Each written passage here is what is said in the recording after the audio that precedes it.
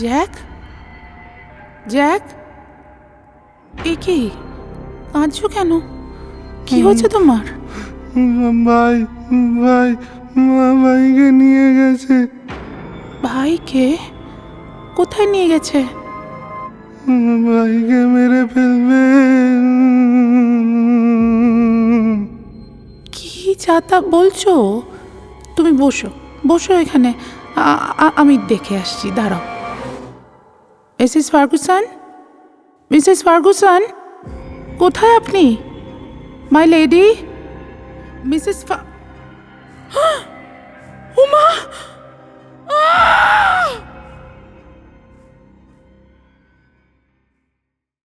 Roll sound. Rolling. আপনারা শুনছেন roll sound গল্প, ছেলেবেলার ফেলে আসা গল্পের ঠিকানা।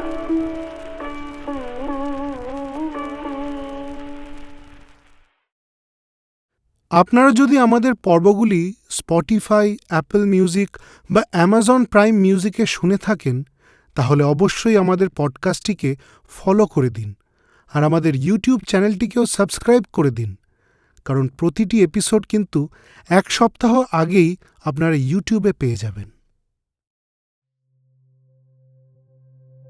ভ্যাম্পায়ার এই শব্দটি শুনলেই আমাদের মনে ভেসে ওঠে এক অদ্ভুত ভয়, রক্তপিপাসু কোনো অশুভ সত্তা যে মানুষের অজান্তে তার জীবন শক্তি শুষে নিচ্ছে। কিন্তু যদি সেই অভিযোগ ওঠে এক সাধারণ নারীর বিরুদ্ধে, যদি বলা হয় এক মা নাকি নিজের সন্তানের রক্তপান করার চেষ্টা করেছে, আজকের পর্বে আমরা নিয়ে এসেছি স্যার আর্থার কনান ডয়েলের বিখ্যাত শার্লক হোমস অভিযান the adventure of the Sussex ভ্যাম্পায়ারের বাংলা রূপান্তর, রক্তপিপাসু নারী। এক ভদ্র পরিবারের অন্তরালে জন্ম নিয়েছে এক ভয়ঙ্কর সন্দেহ। অতিপ্রাকৃত ভয়ের আবরণে ঢাকা এই রহস্যের ভিতরে কি সত্যি লুকিয়ে আছে কোনো অশুভ শক্তি, নাকি এর পিছনে রয়েছে মানুষের মন, ভুল বোঝাবুঝি আর গভীর কোনো সত্য? যখন যুক্তি আর কুসংস্কারের সংঘর্ষ ঘটে, তখনই সামনে আসেন বিশ্বের শ্রেষ্ঠ গোয়েন্দা শার্লক হোমস। তীক্ষ্ণ পর্যবেক্ষণ আর অদম্য যুক্তির সাহায্যে তিনি কি উন্মোচন করতে পারবেন এই অদ্ভুত রহস্য? হেডফোন পরে মন দিয়ে শুনুন, কারণ কখনো কখনো যে রহস্যকে আমরা অতিপ্রাকৃত বলে ভাবি, তার পিছনে লুকিয়ে থাকে আরও জটিল মানবিক সত্য। শুরু হচ্ছে রক্তপিপাসু নারী।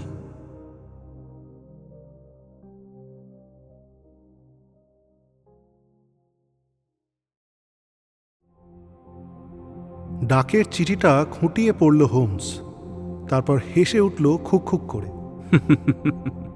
শুকনোই হাসি ওর কাছে অট্টহাস্যের সমান।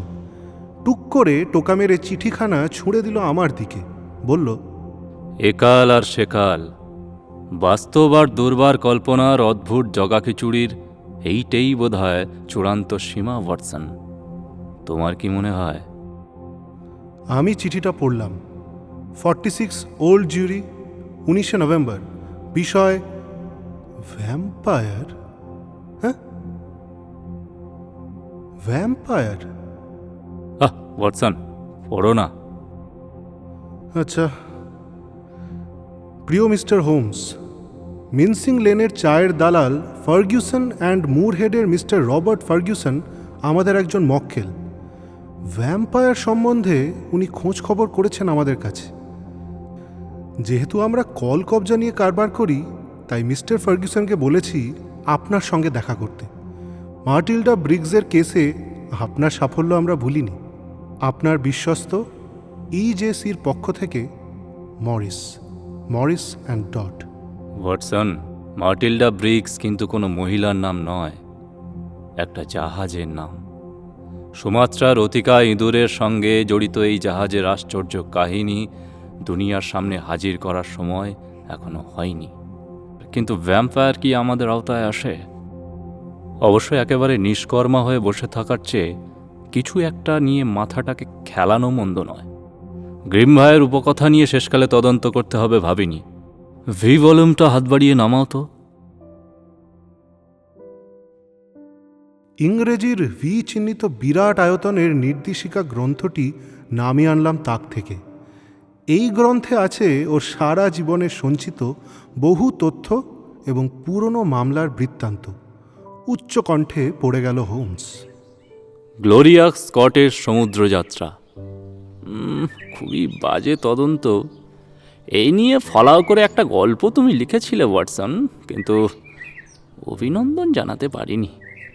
জালিয়াত ভিক্টর লিঞ্চ, বিষধর গিরগিটি গিলা, কেসটা সত্যিই আশ্চর্য। সার্কাসওয়ালা ভিক্টোরিয়া, ভ্যান্ডারভিল্ড আর এগম্যান, ভাইফার ভোগিস, হ্যামারস্মিথের বিস্ময়, এই তো খাসা নির্দেশিকাই বটে। এই বইকে টেক্কা মারতে তুমি পারবে না ওয়াটসন। যত পুরনো হচ্ছে তত দাম বাড়ছে। শোনো, হাঙ্গারিতে ভ্যাম্পায়ারের উৎপাত, এই দেখো আবার ট্রান্সিলভেনিয়ায় ভ্যাম্পায়ারের দৌরাত্ম্য। সাগ্রহে পাতা উল্টে পড়ে গেল হোমস। কিছুক্ষণ পরেই অবশ্য নিরাশ হয়ে দমাস করে নামিয়ে রাখল প্রকাণ্ড কেতাবখানা। রাবিশ! হৃৎপিণ্ডে কাঠের গোঁজ ঠুকে যাদের কফিনে ঠেকিয়ে রাখতে হয়, তাদের সঙ্গে আবার আমার কারবার কিসের? রাবিশ! পাগলামির একটা সীমা আছে। ভ্যাম্পায়ার মানেই যে কেবল জ্যান্ত মরা তা তো নয়। জলজ্যান্ত মানুষরাও তো রক্ত শুষে খায় শুনেছি। আমি তো জানি যৌবনকে টিকিয়ে রাখার জন্যে এককালে কম বয়সীদের রক্তপান করা হতো। সেরকম কিংবদন্তিও এ বইতে আছে ওয়াটসন, কিন্তু তা নিয়ে আমাদের মাথা ঘামানোর দরকার আছে কি? আমরা নিরেট বাস্তব নিয়ে দিব্যি খাড়া আছি, ভূত প্রেতকে কাছে ঘেঁচতে দেব না। মিস্টার ফার্গুসনের এ কেস নেওয়া আমার পক্ষে সম্ভব নয়। এই চিঠিখানা বোধহয় উনিই লিখেছেন। দেখা যাক কিসের উদ্বেগে মরছেন ছটফটিয়ে। প্রথম চিঠি নিয়ে তন্ময় হয়েছিল বলেই আরেকখানা লম্বা লিফাফার দিকে এতক্ষণ নজর দেয়নি হোমস। এইবার তুলে নিল, পড়তে শুরু করলো পরম কৌতুকে। কিন্তু কিছুক্ষণ পরেই মুখের পরতে পরতে জাগ্রত হলো অপরিসীম আগ্রহ আর কৌতূহল। পড়া শেষ করে দু আঙুলে চিঠিখানা ঝুলিয়ে ধ্যানস্থ হয়ে রইল কিছুক্ষণ।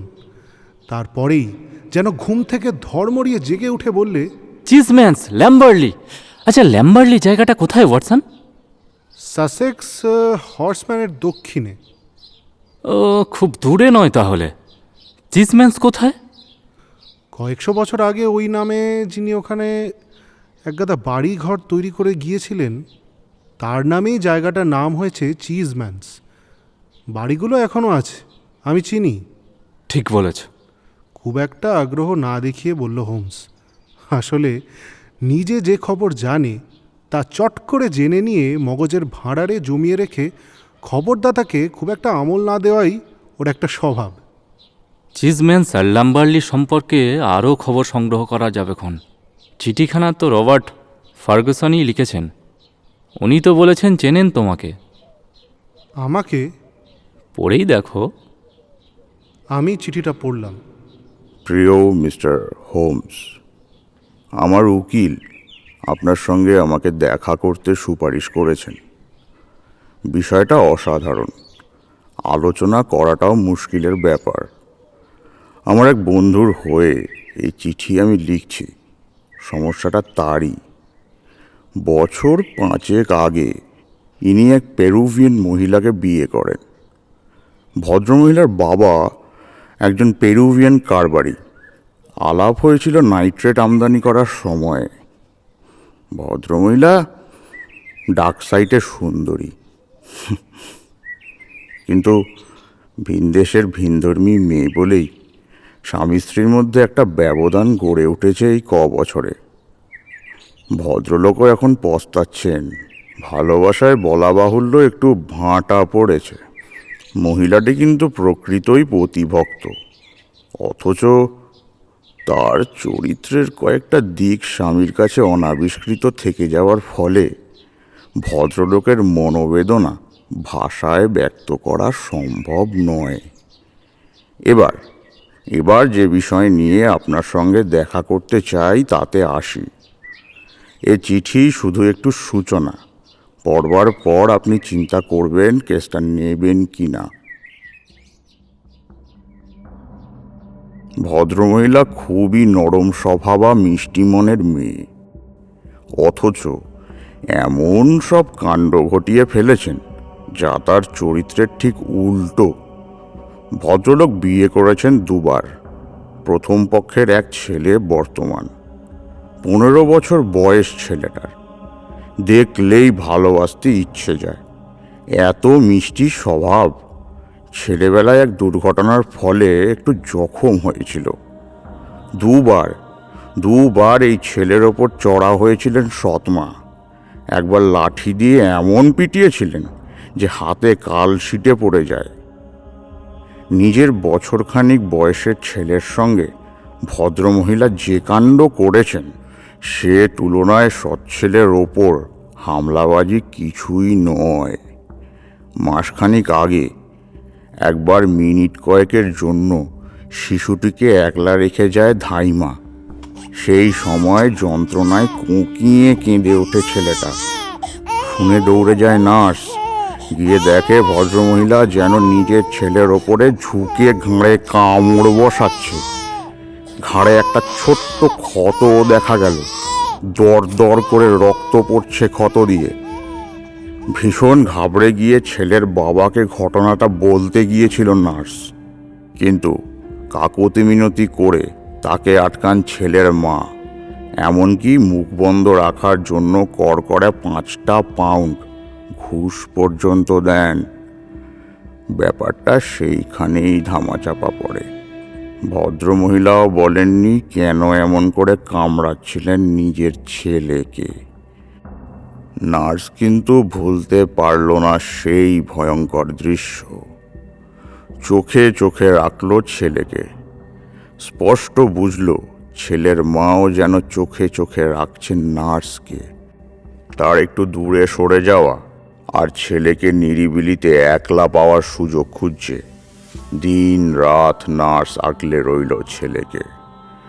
দিন রাত ছেলের মা খড় নজরে রাখল নার্সকে, যেন মেষশাবককে একলা পাওয়ার তালে ঘুরছে ক্ষুধার্ত নেকড়ে। উপমাটা অবিশ্বাস্য, কিন্তু হেসে উড়িয়ে দেবেন না। একটি শিশুর জীবন আর একজন ভদ্রলোকের মানসিক সুস্থতা নির্ভর করছে এর ওপর। তারপর এলো সেই ভয়ানক দিনটি যেদিন স্বামীর কাছে কোনো ব্যাপারই আর গোপন করা গেল না। স্নায়ুর ওপর দিবানিশি এই নিপীড়ন নার্স আর সহ্য করতে পারল না, ভেঙে পড়ল। মুক্ত কণ্ঠে সব স্বীকার করল ছেলের বাবার কাছে। শুনে বিশ্বাস করলেন না ভদ্রলোক, যেমন করছেন না আপনি। সৎ ছেলের ওপর হামলাবাজি করা ছাড়া ভদ্রমহিলার মিষ্টি চরিত্রে কোনো রকম কদর্যতা এবং পৈশাচিকতা কল্পনাও করা যায় না। মণিবাণী সম্পর্কে এই সব কুৎসার জন্য নার্সকে যেই ধমকাতে শুরু করেছেন ভদ্রলোক, ঠিক সেই সময় তীব্র যন্ত্রণায় কুঁকিয়ে কেঁদে উঠল শিশুপুত্র। নার্সারিতে দৌড়ে গেলেন দুজনে। মিস্টার হোমস, কল্পনা করুন ভদ্রলোকের তখনকার মনের অবস্থা যখন তিনি স্বচক্ষে দেখলেন ছোট্ট খাটের পাশে হেঁট হয়ে বসে নিজের ছেলের ঘাড় কামড়ে রয়েছেন তার স্ত্রী। দেখলেন রক্তে মাখামাখি হয়ে রয়েছে ছেলের ঘাড় আর বিছানার চাদর। বিষম আতঙ্কে বিকট চেঁচিয়ে উঠে স্ত্রীর মুখ চেপে ধরে আলোর দিকে ঘুরিয়ে দিতেই দেখলেন রক্ত লেপে রয়েছে 2 ঠোঁটে। না, কোনো সন্দেহই নেই আর, নিজের ছেলের রক্ত পান করছিলেন ওই ভদ্রমহিলা। এই হলো ব্যাপার। ভদ্রমহিলা এখন নিজের ঘরে অন্তরীণ। কেন এমন করতে গেলেন তা বলেননি। ভদ্রলোকও উন্মত্ত প্রায়। ভ্যাম্পায়ার সম্পর্কে কিছুই তিনি জানেন না, আমিও জানি না। আগে ভাবতাম এসব বিদেশি কাল গল্প, এখন তো দেখছি খাস ইংল্যান্ডের মাটিতেই এ কাণ্ড ঘটেছে। বিষয়টা নিয়ে সাক্ষাতে আলোচনা করতে চাই। আপনার অসামান্য ক্ষমতা যদি প্রয়োগ করতে চান, বিকৃত বুদ্ধি এক ভদ্রলোকের উপকার করতে চান, দয়া করে ফার্গুসন্স, ল্যাম্বারলি এই ঠিকানায় টেলিগ্রাম করে দিন। 10টার মধ্যেই আপনার ঘরে পৌঁছে যাব। আপনার বিশ্বস্ত রবার্ট ফার্গুসন। পুনশ্চ আপনার বন্ধু ওয়াটসন ব্ল্যাকহিথে যখন রাগবি খেলতেন, আমি তখন রিচমন্ডের তরফে 3 কোয়ার্টার ছিলাম। ব্যক্তিগত পরিচয় হিসাবে শুধু এইটুকুই বলা যায়।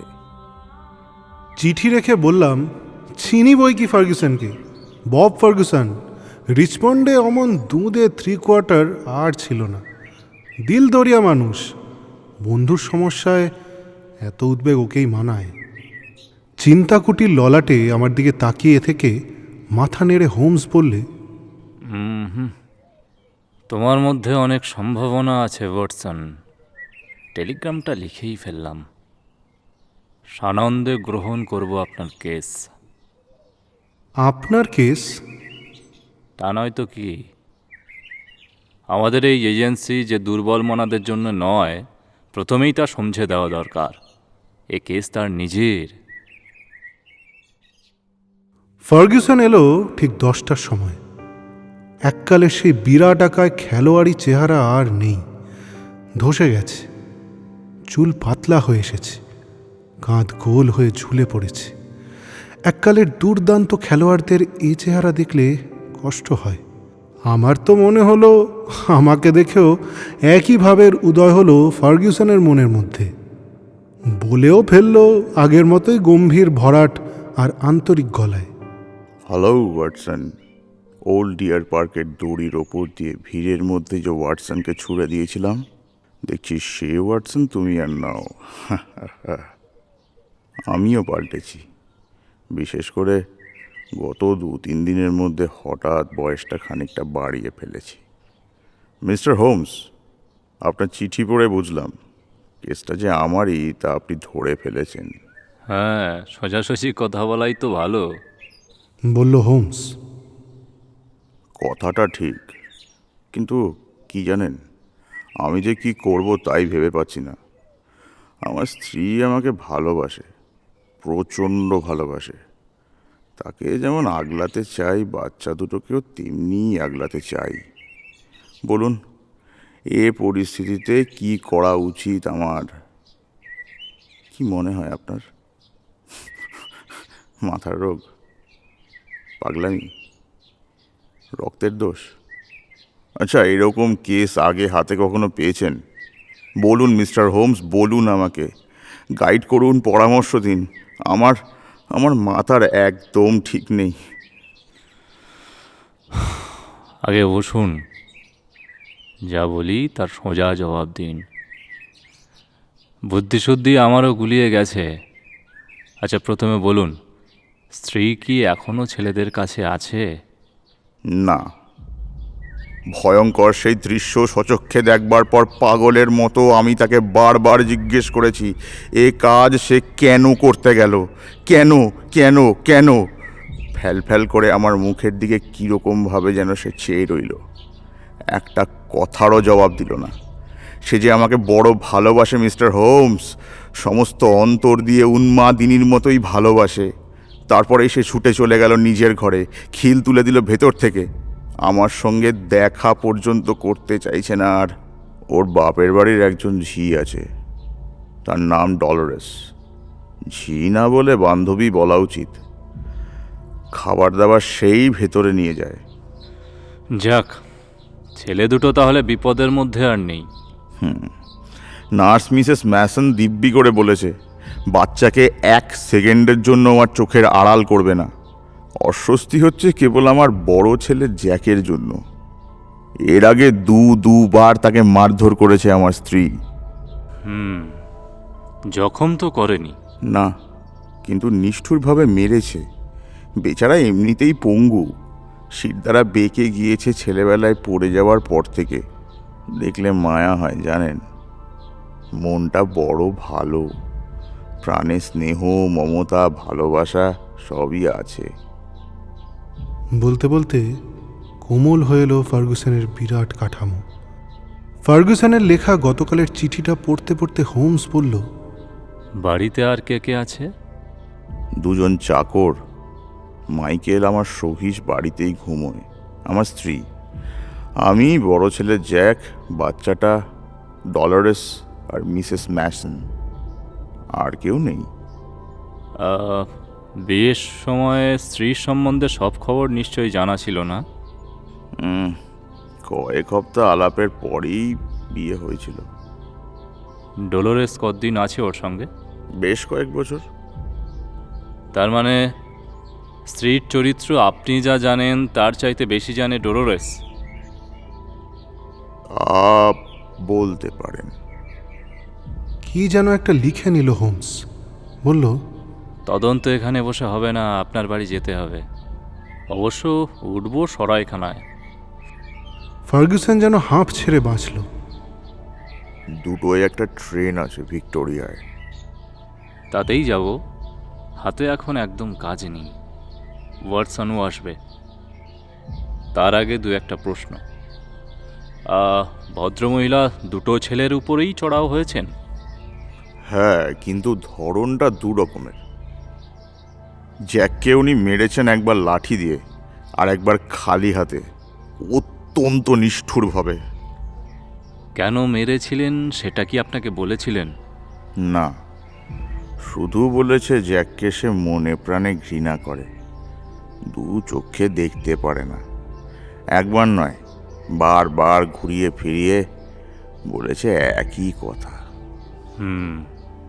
সৎমারা ওই রকমই বলে বহু ক্ষেত্রে। ঈর্ষার ব্যাপার।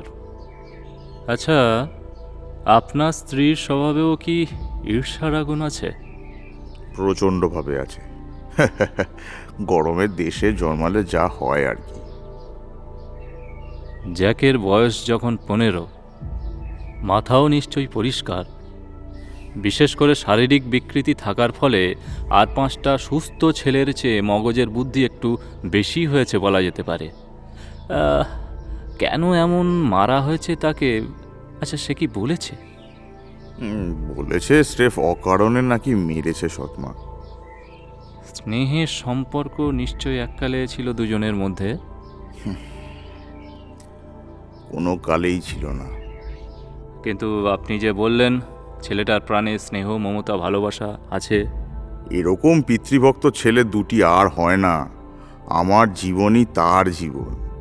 আমার কথায়, আমার কাজে ডুবে থাকে অষ্টপ্রহর। হোমস আবার কি যেন লিখে নিল। তারপর কিছুক্ষণ চুপ করে বসে রইল। দ্বিতীয় বিয়ের আগে আপনি আর জ্যাক খুব কাছাকাছি ছিলেন, প্রাণের বন্ধু বলতে পারেন, তাই তো? খুবই। যার মনে এত স্নেহ, মমতা, ভালোবাসা, মরা মায়ের স্মৃতিও নিশ্চয়ই তার মনে খুব উজ্জ্বল। খুবই ইন্টারেস্টিং ছেলে। আর একটা প্রশ্ন, বাচ্চা আর জ্যাকের উপর কি একই সময়ে চড়াও হতে দেখা গেছে আপনার স্ত্রীকে? প্রথমবারে তাই, যেন খুন চেপেছিল স্ত্রীর মাথায়। একই সঙ্গে দুধের বাচ্চা আর জ্যাকের ওপর ঝাল ঝেড়েছে। দ্বিতীয়বারের মার খেয়ে মরেছে কেবল জ্যাক, বাচ্চা নিরাপদেই ছিল, বলেছে মিসেস ম্যাসন। তাহলে তো আরও জট পাকিয়ে গেল ব্যাপারটা। বুঝলাম না মিস্টার হোমস। এখন বুঝবেন না? থিওরির পর থিওরি খাড়া করে যাওয়া আমার মেথড। তার আগে মুখ খুলি না, এবং সেটাই আমার বদভ্যাস।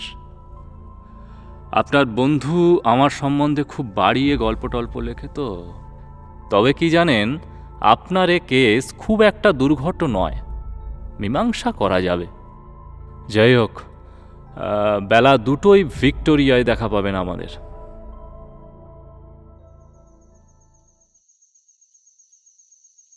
নভেম্বরের কুয়াশাচ্ছন্ন বিষণ্ণ সন্ধ্যায় ল্যাম্বার্লি এসে পৌঁছলাম আমরা। সঙ্গের জিনিসপত্র সরাইখানায় রেখে সাসেক্সের কাদামাটি মাখা দীর্ঘ গলিপথ বেয়ে এসে দাঁড়ালাম অতি পুরাতন নিভৃত একটা খামার বাড়ির সামনে। বিরাট বাড়ি, মাঝের অংশ অতিশয় প্রাচীন, ধারের দিক অতিশয় আধুনিক।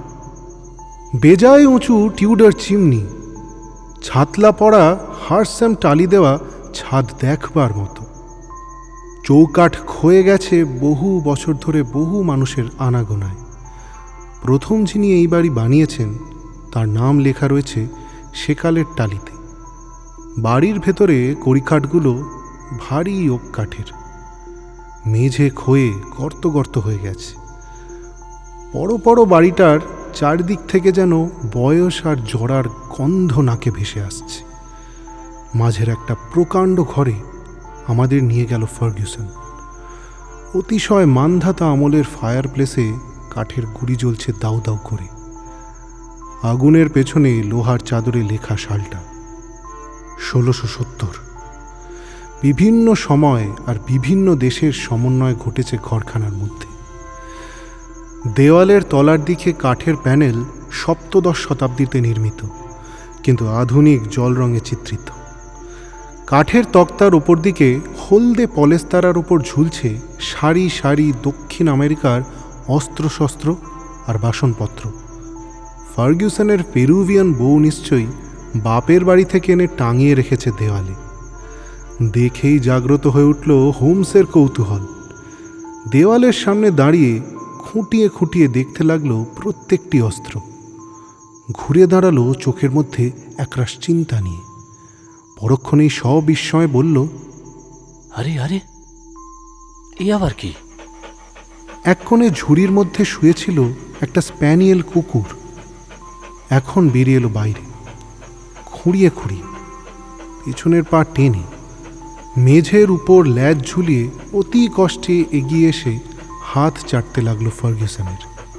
কি হলো মিস্টার হোমস? কুকুরটার দশা এমন হলো কি করে? সেটাও একটা সমস্যা। পশুর ডাক্তাররাও বুঝতে পারছে না। এক রকমের পক্ষাঘাত, শিরদাঁড় আর ম্যানিনজাইটিস। তবে আগের চাইতে ভালো আছে, সেরে উঠবে দুদিনেই। না রে কার্লো? কার্লোর ঝুলে পড়া ল্যাজের মধ্যে দিয়ে যেন একটা শিহরণ বয়ে গেল। তাকে নিয়েই যে আলোচনা হচ্ছে বুঝতে পেরে কিরকম যেন করুণ চোখে পর্যায়ক্রমে দেখতে লাগলো সে আমাদের। রোগটা কি হঠাৎ হয়েছে? রাতারাতি। কতদিন আগে? মাস চারেক আগে। খুবই আশ্চর্য, কিন্তু খুবই ইঙ্গিতপূর্ণ। কি বলতে চান মিস্টার হোমস? ঠিক যেরকমটি ভেবেছি, দেখছি তার সবই মিলে যাচ্ছে। দোহাই মিস্টার হোমস, কি ভেবেছেন দয়া করে বলুন। আপনার কাছে এটা বুদ্ধির ব্যায়াম হতে পারে, আমার কাছে জীবন মরণের খেলা। আমার স্ত্রী ভাবি খুনি, আমার ছেলের প্রাণ যেতে বসেছে। আমার সঙ্গে অন্তত খেলা করবেন না। রাগবি 3/4 অত বড় দেহখানা থরথরিয়ে কাঁপতে লাগলো বিষম উত্তেজনায়। তার হাতটা ধরে তাকে আশ্বস্ত করে হোমস বললে, এই মুহূর্তে কিছু বলবো না, তবে সমাধানটা আপনার পক্ষে বেদনাদায়ক হবে, এইটুকুই শুধু শুনে রাখুন। একটু বসুন, আমি স্ত্রীর খোঁজটা নিয়ে আসি। ফার্গুসন বেরিয়ে যেতেই ফের দেওয়ালের সামনে গিয়ে তন্ময় হয়ে অস্ত্রশস্ত্র নিরীক্ষণ করতে লাগলো হোমস। একটু পরেই ফিরে এলো ফার্গুসন। মুখ দেখে বুঝলাম অবস্থার তিলমাত্র উন্নতি ঘটেনি। পেছন পেছন এলো ছিপছিপে লম্বা চেহারার বাদামি মুখের একটি মেয়ে। ডলারেস, মিসেস ফার্গুসনকে চা দাও, বলল ফার্গুসন। বিতৃষ্ণা জল জল চোখে মনিবের দিকে তাকিয়ে ডলারেস বললে দক্ষিণ আমেরিকার উচ্চারণে, ওর শরীরটা খুবই খারাপ, কিছুই খাচ্ছেন না। ডাক্তার ডাকতে বলছেন। আমার বড় ভয় হচ্ছে। সব প্রশ্ন চোখে আমার দিকে ফার্গুসন তাকাতেই আমি বললাম, আমি গিয়ে দেখে আসতে পারি। ডলারেস, মিসেস ফার্গুসন ডাক্তার ওয়াটসনকে ঢুকতে দেবেন তো? দেবেন দেবেন, জিজ্ঞাসা করার দরকার নেই। আসুন, আপনি আমার সঙ্গে আসুন। আবেগকম্পিত ডলারেসের পিছন পিছন অনেক সিঁড়ি, অনেক গলিপথ পেরিয়ে লোহার চাদর দিয়ে মজবুত করা প্রকাণ্ড একটা দরজার সামনে এসে দাঁড়িয়ে বুঝলাম গায়ের জোরে এই দরজা ভেঙে বউয়ের সঙ্গে দেখা করার ক্ষমতা ফার্গুসনের হবে না। চাবি দিয়ে দরজা খুলে ভেতরে ঢুকলো ডলারেস, পিছনে আমি। সঙ্গে সঙ্গে খিল তুলে দেওয়া হলো দরজায়। শয্যায় শুয়ে এক মহিলা, দেখেই বুঝলাম দারুণ জ্বরে, প্রায় বেহুশ। আমার পায়ের আওয়াজ পেতেই জ্বরের ঘোরে অর্ধেক উঠে সভয় তাকালেন। বড় বড় সুন্দর দুটি চোখে অসীম আতঙ্ক ঘনিয়ে উঠল। আমাকে দেখে আশ্বস্ত হয়ে দীর্ঘশ্বাস ফেলে ফের এলিয়ে পড়লেন বালিশে। নাড়ি দেখলাম, জ্বর হয়েছে ঠিকই, তবে আমার মনে হলো কারণটা মানসিক, নিদারুণ স্নায়বিক উত্তেজনা। দিন 2 হলো এইভাবে শুয়ে আছেন, বাঁচবেন তো? ভয়ে বিকৃত শোনালো ডলারেসের গলা। আর রক্ত সুন্দর মুখ আমার দিকে ফিরিয়ে ভদ্রমহিলা বললেন,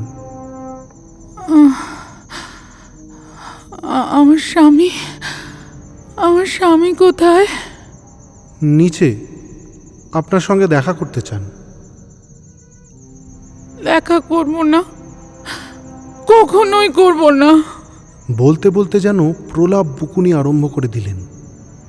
পিশাচ, পিশাচ, শয়তান কোথাকার!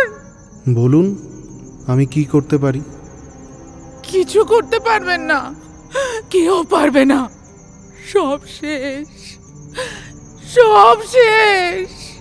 আর যা খুশি করব, সব শেষ। ভদ্রমহিলা নিশ্চয়ই কোনো বিচিত্র বিভ্রান্তিতে ভুগছেন। সজ্জন বব ফার্গুসনকে নরপিশাচ বা শয়তানের ভূমিকায় কল্পনাও করতে পারলাম না। বললাম, ম্যাডাম, আপনার স্বামী আপনাকে বুক দিয়ে ভালোবাসেন। এ ঘটনায় তিনি গভীর শোক পেয়েছেন। আবার সেই জ্বালাময় চোখে আমার দিকে তাকালেন ভদ্রমহিলা, বললেন, হ্যাঁ বাসে, আমিও কি বাসি না? ভালোবাসায় ভরা তার বুক ঘা মেরে ভেঙে টুকরো টুকরো করে দেওয়ার চাইতে নিজেকে তিল তিল করে মেরে ফেলার মতো ভালো কি আমি বাসি না? আমার এই ভালোবাসার পরেও সে কিনা ওইভাবে আমার সম্পর্কে কথা বলতে পারে। বড় দুঃখ পেয়েছে, বুঝতে পারেনি। বুঝতে পারেনি ঠিকই, কিন্তু বিশ্বাস তো করা উচিত ছিল। দেখাও করবেন না? না, যেসব কথাও বলেছে, যে চোখে তাকিয়েছে, কোনো দিনই তা আমি ভুলবো না, দেখাও করব না। আপনি যান, কিছুই করতে পারবেন না আমার জন্যে। শুধু একটা কথা বলবেন, আমার ছেলেকে আমি চাই, আমার দাবি আছে বলেই চাই। এছাড়া আর কোনো কথা তার সঙ্গে আমার নেই।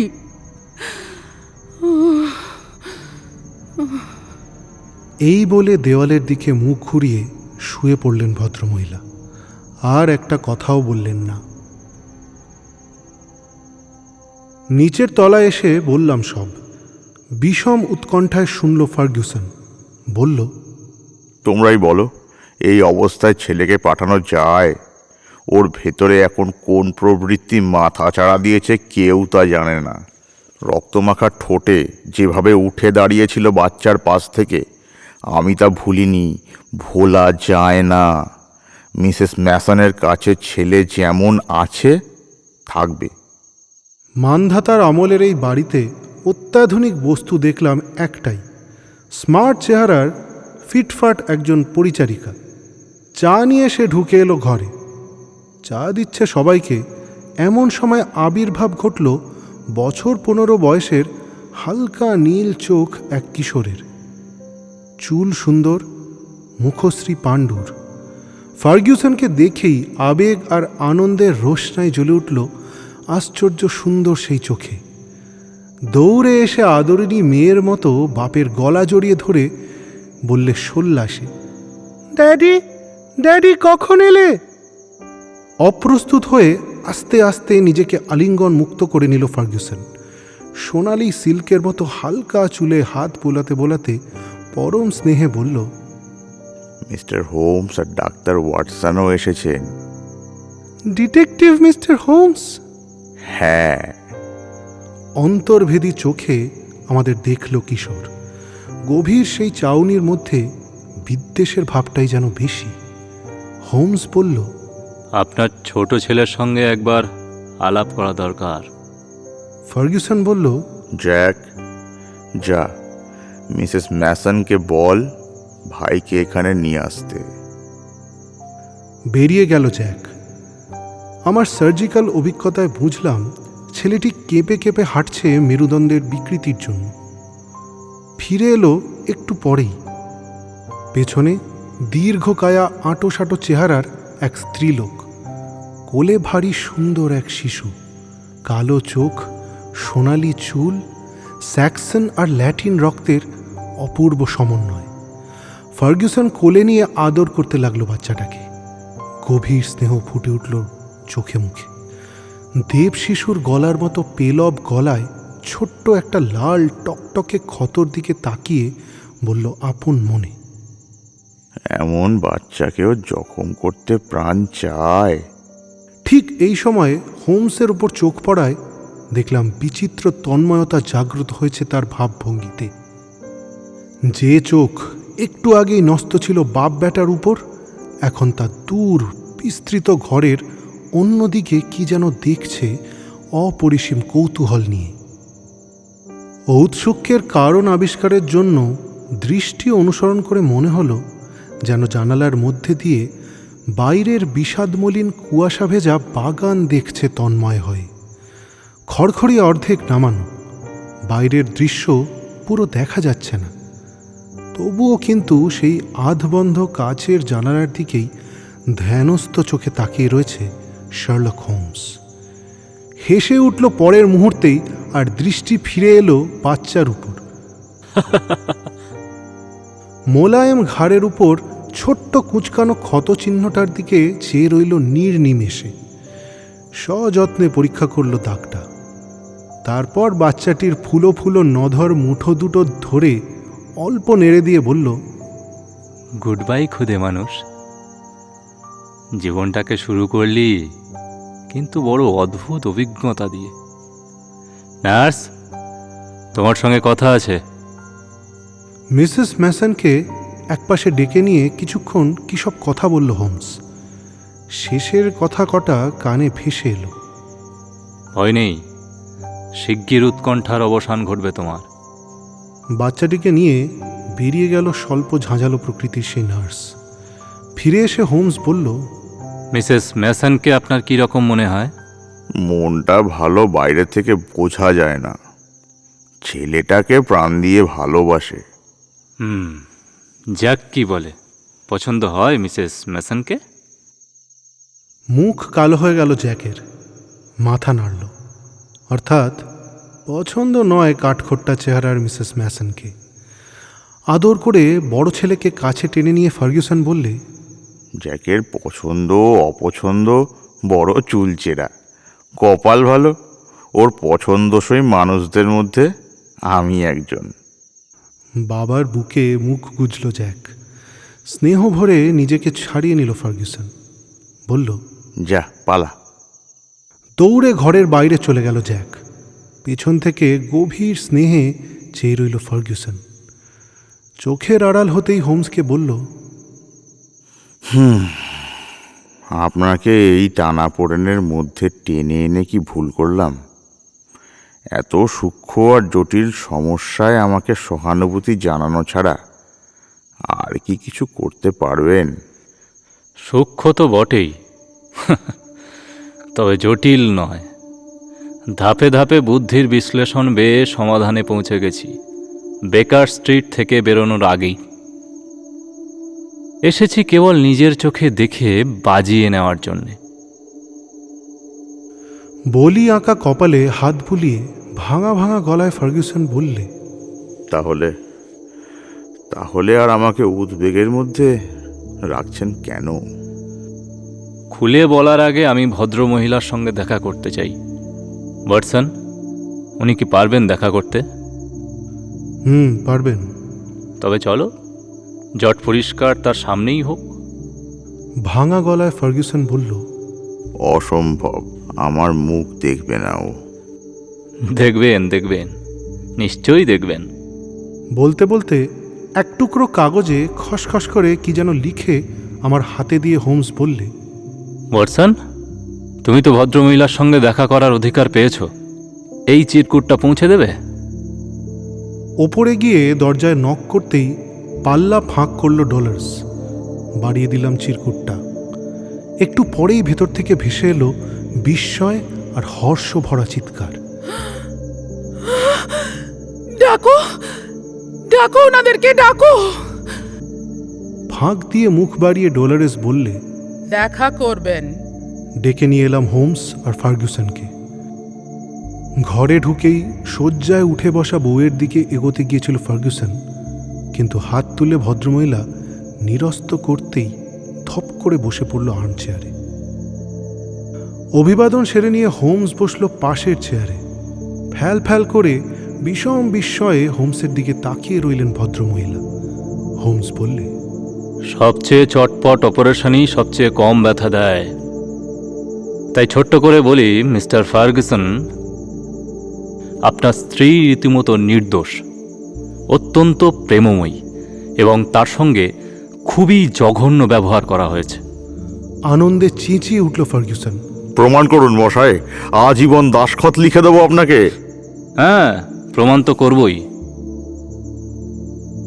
কিন্তু আপনাকে আহত করে। পরোয়া করি না, আমার স্ত্রী অপরাধী নন যদি প্রমাণ করতে পারেন, সব আঘাত সয়ে যাব। বেশ, তাহলে শুনুন। বেকার স্ট্রিটের ঘরে বসে যখন রক্তপায়ী পিশাচের কাহিনী বলছিলেন, আমি একদম বিশ্বাস করিনি। ও সব গালগল্পেই মানায়। অথচ আপনি স্পষ্ট দেখেছিলেন বাচ্চার খাটের পাশ থেকে রক্তমাখা ঠোঁটে উঠে দাঁড়াচ্ছেন আপনার স্ত্রী। হ্যাঁ হ্যাঁ, ক্ষতচিহ্ন থেকে রক্ত পান করা ছাড়াও অন্য কারণে রক্ত টেনে নেওয়া যায়, এ ধারণাটা আপনার মাথায় এলো না কেন বলতে পারেন? বিষ টেনে বার করার জন্যে ইংলিশ ইতিহাসের এক রানী ক্ষত মুখে মুখ দিয়ে রক্ত শুষে বার করেননি? বিষ? দক্ষিণ আমেরিকার জিনিসপত্র ছড়িয়ে রয়েছে বাড়িময়। দেওয়ালে ঝোলানো অস্ত্রশস্ত্র দেখে মন টেনেছিল ওই কারণেই। অন্য কোনো বিষও হতে পারত, কিন্তু আমার সহজাত প্রবৃত্তি মন থেকে বলে উঠল, বিষ এসেছে ওদের মধ্যেরই কোনো একটা থেকে। পাখি মারা পুঁচকে ধনুকটার পাশে ছোট্ট কিন্তু শূন্য তৃণটা দেখেই আমি বুঝলাম যা ভেবেছি তাই। তীর নেই, তার মানে কিউরারি বা ওই জাতীয় কোনো মারাত্মক শেকড়ের রসে তীরখানা ডুবিয়ে যদি বাচ্চাটাকে খোঁচা মারা হয়, সে বিষ মুখ দিয়ে টেনে সঙ্গে সঙ্গে বার না করে দিলে প্রাণে বাঁচানো যাবে না কিছুতেই। তারপর ধরুন স্প্যানিয়েল কুকুরটার রাতারাতি রোগ হওয়াটা। আগে অবশ্য কুকুরের কথা মাথায় আসেনি, দেখা মাত্র বুঝলাম ব্যাপারটা কি। তীরের খোঁচায় কাজ কী রকম হয় দেখার জন্যে মহড়া দেওয়া দরকার। বেচারা কুকুরটার ওপর এই এক্সপেরিমেন্ট করা হয়েছিল। দেখা গেল বিষের ক্ষমতা মোটেই নষ্ট হয়নি। আপনার স্ত্রী সচক্ষে দেখেছেন আপনার বড় ছেলে তার ছোট ভাইকে তীর দিয়ে খুঁচিয়ে পালাচ্ছে। মেরেছেন সেই কারণেই। কাহাতক আর সহ্য করা যায়, মুখ দিয়ে সঙ্গে সঙ্গে বিষ টেনে বের করে দিয়েছেন। কিন্তু আপনাকে জ্যাকের কুকীর্তি বলেননি, পাছে আপনার মন ভেঙে যায়। ভালোবাসা কতখানি গভীর হলে এতখানি গোপনতা সম্ভব কল্পনা করতে পারেন? জ্যাকি? একটু আগেই তো দেখলাম ছোট ছেলেকে আপনার আদর করা দেখে নৃশংস ঘৃণা আর পাশবিক হিংসা ফুটে উঠেছে আপনার আদরের বড় ছেলের চোখে মুখে। জানালার সার্সিতে জ্যাকের হিংসায় কালো ঘৃণায় নিষ্ঠুর মুখের প্রতিবিম্ব দেখে আমি অবাক হয়ে গেছি। এরকম জিঘাংসা কোনোদিন কারো মুখে এভাবে ফুটে উঠতে আমি কখনো দেখিনি আগে। হায় ঈশ্বর, আমার জ্যাকি। সহ্য করুন মিস্টার ফার্গুসন, সহ্য আপনাকে করতেই হবে। ভালোবাসা বিকৃত চেহারা নিলে এই পথেই চলে। সে ভালোবাসে নিজের মায়ের স্মৃতিকে, ভালোবাসে আপনাকে। সে জানে নিজের শরীরের দুর্বলতা কোথায়। ঠিক তার বিপরীত আপনার ছোট ছেলে, ফুটফুটে সুন্দর যেন এক দেব শিশু। ঈর্ষায় তাই অমানুষ হয়ে গেছে জ্যাকের মতো ছেলেও। গুড লর্ড, এই যে বিশ্বাসও করা যায় না। ম্যাডাম, আমি কি মিথ্যে বলছি? এতক্ষণ বালিশে মুখ গুঁজে ফুঁপিয়ে কাঁদছিলেন ভদ্রমহিলা।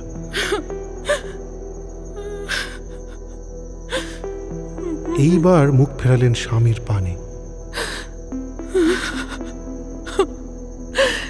এ কথা কি তোমাকে বলা যায় বব? আমি চেয়েছিলাম আমি নয়, আর কেউ বলুক তোমাকে সব কথা। এই ভদ্রলোকের সেই ক্ষমতা আছে, অলৌকিক ক্ষমতা। চিরকুটে লিখে পাঠালেন, সব জানেন, সমস্ত। চেয়ার ছেড়ে উঠতে উঠতে হোমস বললে, আমার প্রেসক্রিপশন যদি শোনেন তো জ্যাককে বছরখানেক সাগরে হাওয়া খাইয়ে আনুন। মিসেস ফার্গুসন, একটা ব্যাপার এখনো ধোঁয়াটে রয়ে গেল আমার কাছে। বাচ্চাটাকে এই দুদিন ছেড়েছিলেন কোন সাহসে? মিসেস ম্যাসন সব জানে, আমি তাকে বলেছি। ঠিক ঠিক, আমিও তাই আঁচ করেছিলাম। ফার্গুসন দু হাত বাড়িয়ে কাঁপতে কাঁপতে বিছানার কাছে এসে দাঁড়িয়েছে দেখে ফিস ফিস করে হোমস বললে, ওয়ে ওয়াটসন, চলো এবার পালাই। ডলোরেসের এক হাত তুমি ধরো, আর একটা হাত আমি ধরছি। তিনজনে বাইরে আসতেই দরজা বন্ধ করে দিয়ে সে বলল, বাকিটা স্বামী স্ত্রী নিজেদের মধ্যেই মিটিয়ে নিক। যেই চিঠি পাওয়ার পর কেসের সূত্রপাত, লন্ডনে ফিরে হোমস তার জবাব দিল এইভাবে: বেকার স্ট্রিট, 21শে নভেম্বর, বিষয় ভ্যাম্পায়ার। মহাশয়, আপনার 19 তারিখের চিঠির জবাবে জানাচ্ছি, আপনাদের মক্কেল মিনসিং লেনের চায়ের দালাল ফার্গুসন অ্যান্ড মুরহেডের মিস্টার রবার্ট ফার্গুসনের সমস্যার একটা সন্তোষজনক সমাধান আমি করেছি। আপনার সুপারিশের জন্য ধন্যবাদ। আপনার বিশ্বস্ত শার্লক হোমস।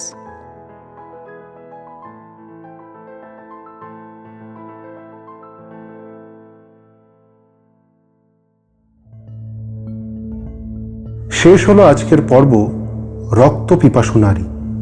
কণ্ঠ কুমার সৌরভ, অভিষেক ভৌমিক, সম্মান রায় এবং অর্পিতা দে। শব্দগ্রহণ স্বয়ং। শব্দ পরিকল্পনায় নভনীল ভট্টাচার্য। সমগ্র পর্ব পরিচালনায় সম্মান রায়। শুনতে থাকুন রোল সাউন্ড গল্প, কারণ আগামী দিনে শার্লক হোমসের সব থেকে রোমাঞ্চকর গল্পগুলো এখানেই আসতে চলেছে।